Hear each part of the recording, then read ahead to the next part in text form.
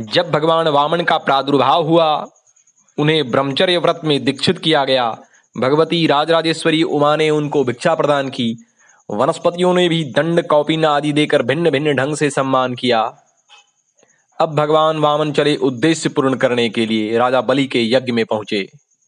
राजा बलि ने बड़ा सम्मान स्वागत सत्कार किया और पूजन करने के बाद कहा, ब्राह्मण विप्रदेव आज्ञा कीजिए, आपकी क्या सेवा करूं?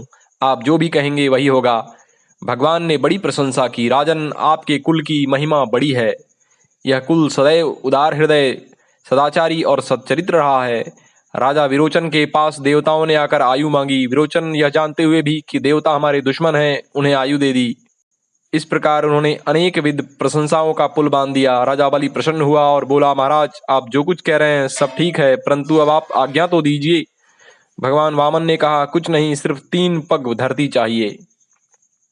राजा बलि ने कहा, आप बड़े बुद्धिमान हैं, पर स्वार्थ के प्रति अबूझ भी।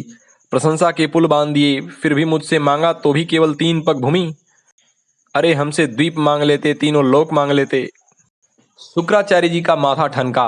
कहीं ऐसा तो नहीं कि 3 पग मांगने वाला यह वामन वटुक विष्णु ही हो? उन्होंने कहा, बेटा बलि, 3 पग न देना, और चाहे जो भी हो दे देना। 3 पग देना खतरे से खाली नहीं। यह विष्णु है, त्रैलोक्याधिपति हैं। हो सकता है 3 पग मांगकर तेरा चराचर विश्व सर्वस्व हरण कर लें। शुक्राचार्य जी महाराज ज्ञान विज्ञान के निधान हैं, सर्वदर्शी हैं, संजीवनी विद्या के महान आचार्य हैं।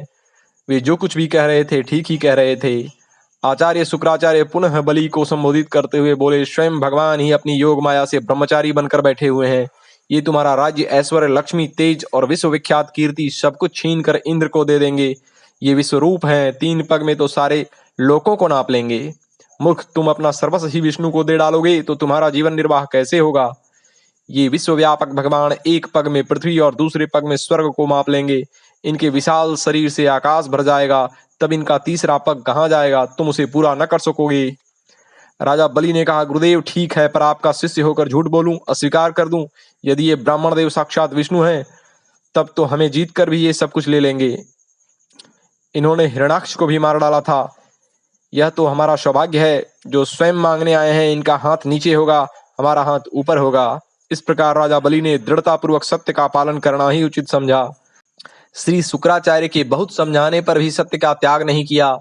शुक्राचार्य महाराज नाराज हो गए, साप दे दिया, परंतु बलि ने दान कर दिया।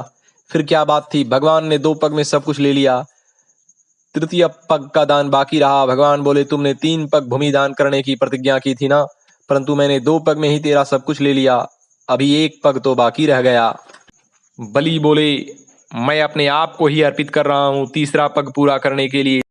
तीसरा पग मेरे सिर पर रखिए और बस मेरा दान पूरा हो जाएगा। अतः दान पूर्ति और सांगता सिद्धि के लिए मुझ धनवान के सिर पर ही आपके श्री चरण प्रतिष्ठित हों। भगवान के पास कोई उत्तर नहीं था। पुनः भगवान बोले, भाई तुम्हें क्या दें? बलि बोले, महाराज, हमारी जिधर भी दृष्टि जाए उधर हम आपका ही दर्शन करें। कहते हैं राजा बलि की बैठक के 52 दरवाजे हैं। भगवान ने सोचा, न जाने किस दरवाजे पर बलि की दृष्टि चली जाए। यही सोचकर 52 दरवाजों पर शंख, चक्र, गदा, पद्म धारण किए हुए सर्वांतरात्मा ब्रह्मांड नायक भगवान पहरेदार के रूप में विराजमान हो गए हैं। भगवान की इस कृपालुता के कारण ही भक्तराज प्रहलाद ने कहा, महाराज, लोग कहते हैं कि आप देवताओं के पक्षपाती हैं, परंतु हमको तो लगता है कि आप हम असुरों के पक्षपाती हैं। इंद्र, कुबेर आदि किसी देवता के पहरेदार द्वारपाल तो आप कभी बने नहीं, परंतु हम असुरों के आप द्वारपाल बन रहे हैं, इसलिए सदा सर्वदा आप हमारे पास ही रहें। ओम।